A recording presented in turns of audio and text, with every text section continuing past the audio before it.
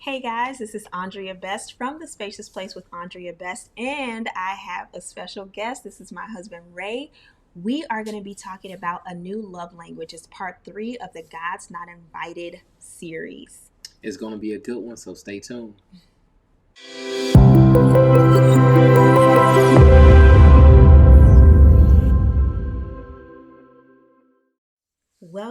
Welcome to the Spacious Place with Aundrea Besst. Ladies, I am so excited to be here today.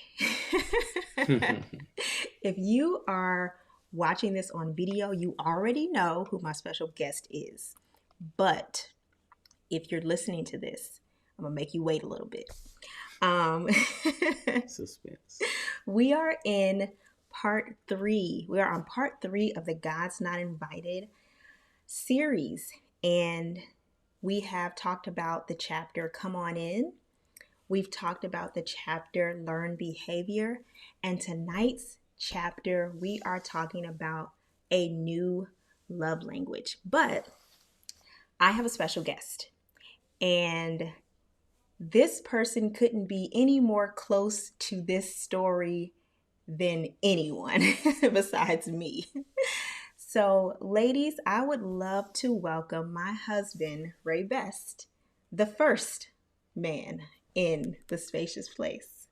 Welcome. Thank you so much for having me. I'm just excited, and I'm very excited to be here. I'm excited that you're here. I really am. I wish I could see how much I'm cheesing right now because I'm very excited to have my husband in the Spacious Place. This is going to be an amazing conversation. I'm so excited to dive in. So this is the first episode in the series that you're listening to, God's Not Invited is an upcoming book that I have, and it's basically talking about our journey through intimacy and just the way God has transformed our intimacy throughout the years of us being married. We've been married for 6 years now, and it has been a journey. So come on in. I talked about just allowing God to really be invited in that very, very beginning stage. In Learn Behavior, I talked with Jamaica Carter, and we talked about just this sense of bringing things into your marriage unknowingly, things that you've learned from past relationships, things that you've learned from movies, books, all that type of stuff, and things that you bring into your marriage that you eventually have to talk about. This episode, we're talking about a new love language. And you guys may hear the words love language and you'll think of the Gary Chapman book, The 5 Love Languages, but that's not necessarily what I'm going with here. It's just really a play on words. So a new love language, the chapter really talks about how God transformed the way that we spoke to each other in bed. And so this episode is going to be really intimate. It's going to be really candid. We want to make sure that we let y'all into what it used to look like, what it looks like now, and just that journey in between. So let's get into it. Now, I want to paint a picture for you guys about how our intimacy looked verbally. And when I talk about it in this episode, I'm specifically talking about the way that we talk to each other in the bedroom. And so I'll let Ray kind of describe what you would say it sounded like. Yeah, for sure. So initially, I would say it was more of a focus on like eroticism. Right. It was more performance based. It was more so probably what we thought the other person wanted to hear, not necessarily what I felt or what we felt in that moment as a unit. So that's how I would describe it. Yeah, I think if you could just paint a picture of, honestly, just to be really candid, just straight up dirty talk. That's what that's what it was. And in the sense of what we thought, like you said, what we thought it should sound like. Indeed, indeed. So it wasn't really True selves. yeah, It it wasn't wasn't our, our true selves. yeah. Exactly. It was honestly the what we had learned from outside sources, which is what I want to ask you. Where did you learn like this old language, this language that we use with each other, that I think in conversations that we've had before, you talked about how we focus just on each other's body and body parts. Like, Right, right. where do you feel like you learned that? So I think it's more so of a environmental type of intake. Right. I think it comes from friendships. I think it comes from past relationships. I think it comes from things that we take that in through our eye gates, like Right. pornography, Mm-hmm. whether it's magazines or even everyone has friends. Everyone Yeah. has friends. They have the conversations, and it's always the friend who's a little more boastful and Right. loud, and they say these things, and you're like, oh, okay, I should probably give that a try. You Right. know, Right. you have that external peer pressure that if I'm not doing this, then I should be doing that. Right. And then coming into it in marriage, those kind of just seep into your sex life and what that sounds like. So there was Yeah. really no difference. I know for me, there was really no difference in what I had heard from porn or what I had heard from movies that I brought into my marriage. It was just the definition of what was supposed to happen, what Right. it was Right. supposed to sound like in the bed. There was no difference. Right. Right. Yeah. I think a lot of times when we come into marriage, we don't know. We don't know what it's supposed to sound like. And so that's like our default, Yeah, you you know? default. You definitely do. But I think it gave us a great opportunity to kind of tear down those external idols Right. and then build something together. Exactly, Yeah. exactly. And that's essentially what the book is about. It's about going from this position and of really not knowing it, not knowing that God wasn't in our bedroom, Exactly. and then exploring and allowing him to be our teacher and allowing him to show us different things. So that's really what the whole book is about, and it just gives you a little insight on all of those ins and outs and high moments and low moments and times where I'm just completely confused by everything. Now, after what, 4 or 5 years Right. Right. of this is the way that we talk to each other in the bedroom, where it's focused on body and it's focused on body parts and it's what this body part will do for you. How awkward was it for you to start to change that language?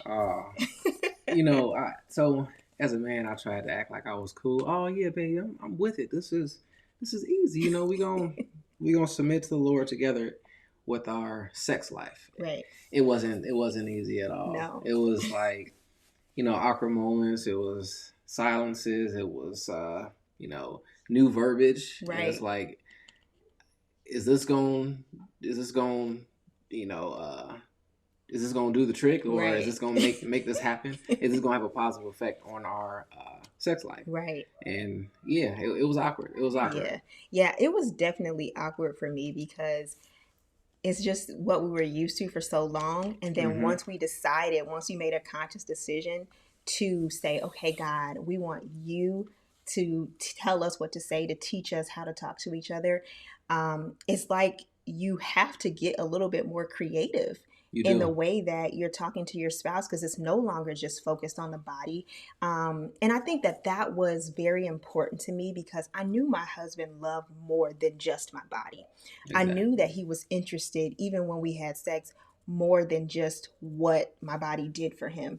And so I knew I had a desire to hear more, but I didn't know what that sounded like. And I think that the more that we explored this new love language, Mm-hmm. it became a lot easier. But at first, it was very awkward. It was silent, like you said, a lot, just trying to figure out, okay, what is this? What is this going to be like? Yeah, yeah. And I think the big thing is that it was a united effort. Right. So it wasn't like you were doing this on your own with the awkwardness. It was we were awkward together. Exactly. And as a married couple, that's kind of, I would say that's kind of good. Yeah. We're awkward together. We cleave. So now we have to cleave to each other. We have to Right. increase communication. You know, we learn each other. Like I think Exactly. this was how God really meant for man and wife to come together in its purest form. Yeah. We're communicating. We're saying, "Is this what you like? Is this okay?" Right. We're learning one another, Exactly. and it wasn't relearning because prior to we did what we thought we should do, Exactly. but Exactly. we were actually learning one another's responses, so that we could grow to the point where we could anticipate. Right. So yeah, that was special. Love the journey and still loving the journey. Yes. I think that one of the most important things that I have learned throughout this time was um, just to be myself. Yeah, Like that is all it is for us, that's it. when I don't have to feel like I have to transform into this person that I'm not, or that I'm trying to be, who I think, like we were saying in the beginning, who I think you want, but it's not really what you want me. And Hmm. so it's just not really the reality of things. And so I've learned that when I get in the bed with my husband now, I can be myself. I can talk like myself. And that doesn't mean that the passion is gone. Like, I want to be Right, right. clear. It doesn't mean that romance, passion, and desire, those things have gone away. They've actually increased because I feel like I can talk as myself. And I found a new sexy. Yeah, definitely. It's not the sexy that I think it should be. It's me Yeah, being sexy. the And true sexy. exactly. And I Yeah, think that that's what you desire more than me trying to be something that I'm not. yeah, yeah. Definitely, definitely. Yeah. So I know that I have had this conversation and conversations like this with really good friends of mine, healthy conversations about sex. Okay. Is do men, or the men that are in your circle, do you guys have healthy conversations about sex? Okay. So we definitely talk about sex. Mhm. We definitely talk about sex. Now, so healthy. Define that for me. So I guess when I say healthy, I mean something that's gonna help you grow in the bedroom with your spouse. Like if you're feeling a certain way, or you could go to one of your friends and say, "Hey, I'm having this issue. You know, is there something that you could help me talk through this? Maybe it's a mental thing. Like, are those type of conversations being had?" Uh, Often no, Hmm. but they are had at times. But it's not more of a proactive approach. Okay. It's more of a reactive. Something has happened. Something has gone wrong.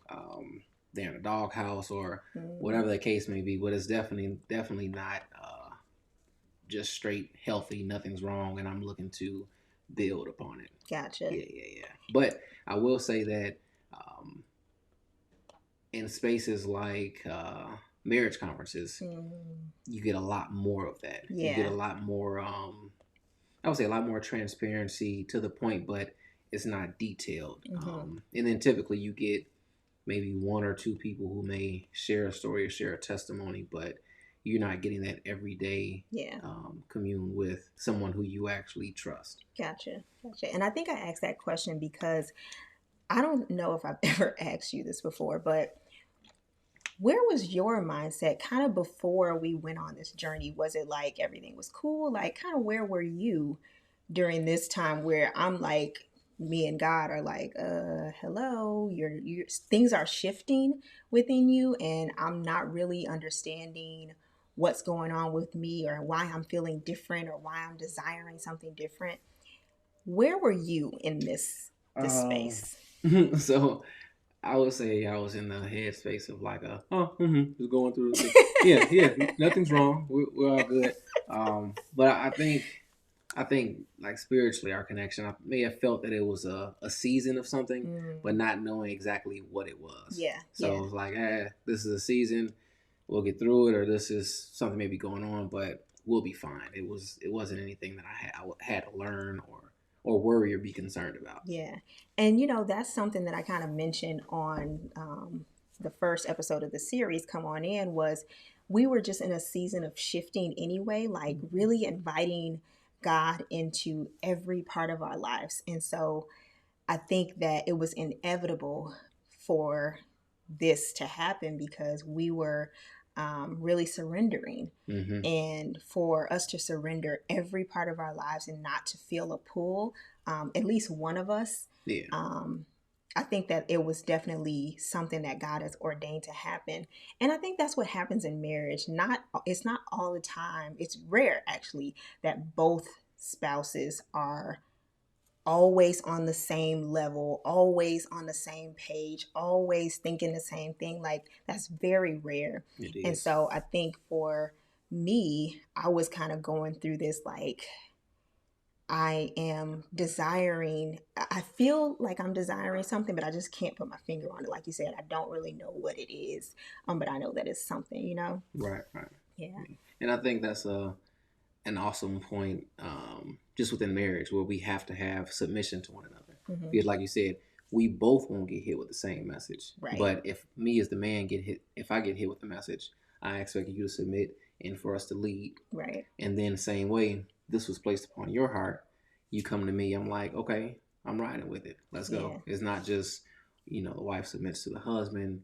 It's vice versa. Right. Yeah. And I think one of the things that I was really nervous about that I talk about in one of the chapters was the fact that I didn't know if Ray was going to be open to. So you want me to give up what? Right? Stop saying what? That's me. Right. I didn't know if he was going to be open to that. I didn't know if he was going to be, like, you tripping? Like, that's weird. What are you talking about? What else are we going to say? Like, who you been listening to? Yeah. I just didn't know. And honestly, those are some thoughts that ran through my head. Yeah. But as a husband, I've learned to be gentle, to not just react, but to really think on things. Mm-hmm. But I definitely had some of those thoughts, like, who's in our ear? Or what's going on? This isn't. I'm like, it just isn't. It wasn't us. Right. But it's a process, and I'm glad that. Oh, I never thanked you, babe. Thank you for being led. Yeah, led and bringing that into our marriage. Because at the point that we are now, it would be a disservice, and I couldn't imagine being where we were. Yeah, like that would be trash. Like, I mean, that would be a letdown. But yeah, thank you, babe. I appreciate that. I really do, because I'm just thankful that God just cared enough about our sex life. You think, oh, God cares about our finances. He cares about, the friendships that we have, the relationships that we build. And sometimes we overlook the small things, like in our marriage, that, not that sex is a small thing, it's not, but something as far as the way that we talk to each other. Like, God cares about that. He does. And I think that I know there's a verse in the Bible that says, and I want to pull it up because I want to make sure I get it right, but if not, I'll make sure that I put it on my social media or something. But it talks about how the marriage bed is undefiled, but it's also pure. Mm-hmm. And so I knew that I had come to a point where I didn't feel like I was being pure to who God was creating me to be. You know what I mean? And I want to make something clear. Like, this is the way that God has used us in our marriage. And I'm not saying, this is not a conversation to say that because this is the way that we talk, that it's the absolute right way, that you should be doing it like this. No, God has been working on us in a way that we need it to be closer, to be more intimate, to understand each other better, because it has spilled over from the bedroom to the way that we communicate outside the bedroom. And I want to make that clear, because it's not just one way. It's really about the heart change that has taken place. That's real good. That's real good. Yeah. If I could add on. Yeah. You say it's the heart change, because so it may look and feel differently in our hearts, but some of the things are similar. Like some phrases or things that we say, they may be similar, but Right. it's about where they come from. Exactly. It's the fact that we built this together. This is something that means something to us. It's no external variables. There's no environmental things. This is what God, you, and I mixed up and got the special sauce with. Exactly. Exactly. That's so good, because when you think about it, it's not just, like I said, it's not just about the physical. It's about, man, it's about the communication. It's about the understanding. It's about growing closer spiritually, because this is something that both of us have to rely on God for. Like, we couldn't just come up with these words. We can't just say, "Oh, we are kicking this to the curb and now we're doing this." Like, no, it was unnatural for us to talk in a different way to each other. And so for us to have to do something different, we needed God to lead us. We needed God to speak through us. We did. And there are so many things that I just feel like God has transformed, which I don't want to get into too much in this episode, because we're talking about one chapter, but the book, it talks about lights on. And if we could touch on just that one, just quickly, real quickly, I want you to kind of talk about the lights on. The lights on, okay. So the term "the lights on," I think it's a multifaceted phrase, because, of course, you're talking about the actual lights being cut on. But imagine, us. Yeah. We are having kind of darkness lifted from our eyes. Not just, like I said, not just actually the lights, but actually within our spirit. We're seeing each other for the first time for who we are. Right. And we're vulnerable, Yeah. We're showing parts of ourselves, and not necessarily our body parts, but parts of our spirit, parts of our verbal expressions, bodily expressions that we had never seen before. Yeah. And we're celebrating them. Right. With the Lord there. Yeah. Like, yeah. Yeah. Awesome. There have been times where I get emotional because you just really understand and you feel God's presence. And there's nothing like that. There's nothing like feeling such a connection with your spouse that it makes you emotional, because you know that this gift is from God and you get to experience it with your spouse, and that it's truly a connection that no one else gets. You know what I mean? Exactly. That intimacy is untouched, is unmatched to any other intimacy that you'll experience with anyone else. And so lights on is just another facet of inviting God into one of the most intimate places in our marriage, and that's our bedroom. I'm just thankful. Like you were saying, Yeah, I'm just thankful. When I talk about this, I really get full, because I think about where we were even before our marriage, just where we were, and then getting married, and some of those things that we came into our marriage with just not changing until we invited God in, until we surrendered our bedroom to the Lord and just allowed Him to be our teacher and transform us from this to that. It really fills my heart, because there is, to see where we were and to see where we are now, it's just like, it's crazy. Yeah, it's not crazy. It's just a God thing. It's a God thing, night and day. And I love it. Like, as you were talking, I was thinking about just unlocking intimacy within your marriage. Yeah. How it sounds like an oxymoron, because you're unlocking intimacy into your marriage. You're already married. Yeah. You should have that intimacy. Right. But you would think, but it's a learned thing. It's a God thing. It's a thing that you have to be active, and you have to invite Him in, like you said. Yeah. And I'm just so thankful and full and grateful of it, that He did and He will continue to use us in spectacular ways. Okay. Spectacular ways. Yeah. Right, with baby number 3 on the way. He's been using us in spectacular ways that He created. Yeah. He created. Yeah. And I think that that's important too.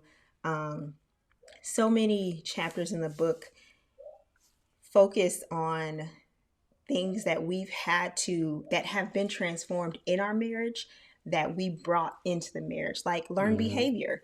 That episode was all about the things that, we had to discover within our marriage, that some of those things happened before you know, before we even got married. Right. There's a chapter in the book called Healing Old Wounds.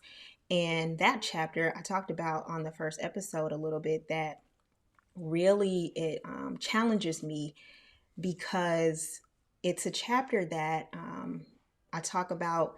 Me and my husband had to have a moment where we sat down and forgave each other for just the hurts and the trauma and the pains that we brought into the marriage, whether it was to each other or not. If it was experience we had that before we even knew each other, those were things that we brought into our marriage. That were unresolved within ourselves. And we needed to receive forgiveness from the Lord and from each other, because we were never going to get to a new place in our marriage and intimacy without letting those things go, without me forgiving Ray, without him forgiving me for the things that I had intentionally or unintentionally brought into the marriage.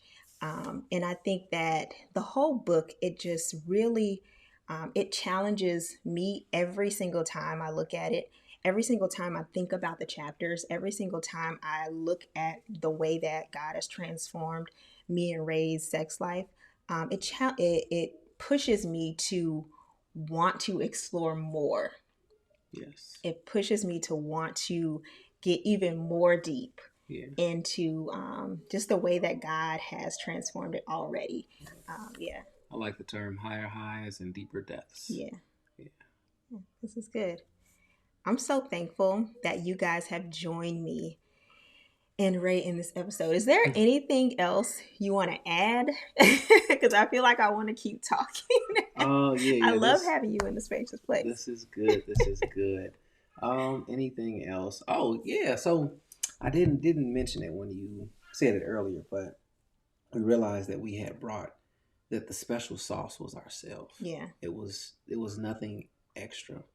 That what we needed for each other was right here. It was deep within us, and we, in order to get it out, we had to first show ourselves vulnerable to one another, but also to the Lord. And yeah, I'm just so thankful that we were able to do that. Yeah. Because we were blind. Yeah. We were blind for so long that the thing that's going to satisfy us and that's going to improve our lives, improve our marriage, improve our intimacy, it was right here. But we just hadn't tapped in. Yeah. And I think that one thing that I mentioned briefly on the episode Come On In was, it wasn't that like we just had this horrible sex life before, the transformation, before God taking us through this journey. It wasn't that. Our sex life was stale or anything, but I just don't think that you realize how good something can be until you get better. Seriously. Until you get that something that's amazing. You look back and you realize, wow, we really have come a long way. We really weren't getting fulfilled in the way that we could have been, And so,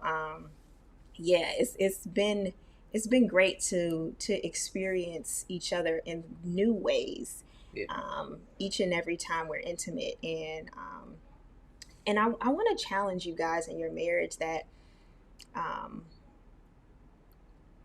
if this resonates with you in any type of way, I want you guys to pray about it individually and together. Just to pray about it with your spouse, about this discovering a new love language. And it doesn't have to sound like what we have discussed here, but something new for you, something that's going to invite God deeper into your bedroom, because that's what it's really all about. It's not about the specific words. It's not about, the particular language. It's about God using this moment of intimacy to bring you closer to Him, and then you closer to your spouse. And I think that I want to challenge you guys to just pray about that and just watch God do it, watch God move, and watch God transform this language that we use in the bedroom, because it's incredible the way He has transformed ours. Yeah. I guess I gotta end the episode. Close it on out. Yeah. Well, I don't want to. Yeah. I would love to come back sometime, and we could always continue the conversation. I know. But y'all, thank you so much for joining us. Me and my husband, we have so much fun just being together, and he really, really is my best friend. I mentioned that on like episode 4 of last season when we were talking about friendships. My husband really is my best friend, and I love being around him. I love. We're about to cry. Don't front now. I'll be crying for real.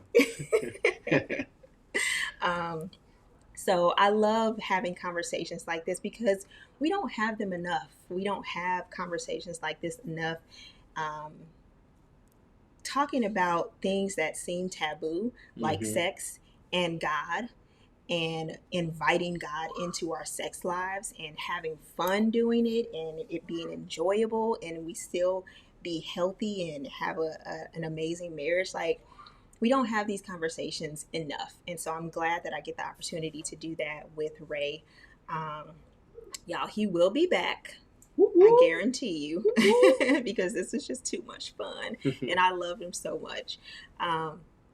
Thank you guys so much for listening or watching if you're watching the video. Until next time, this has been The Spacious Place with Aundrea Besst.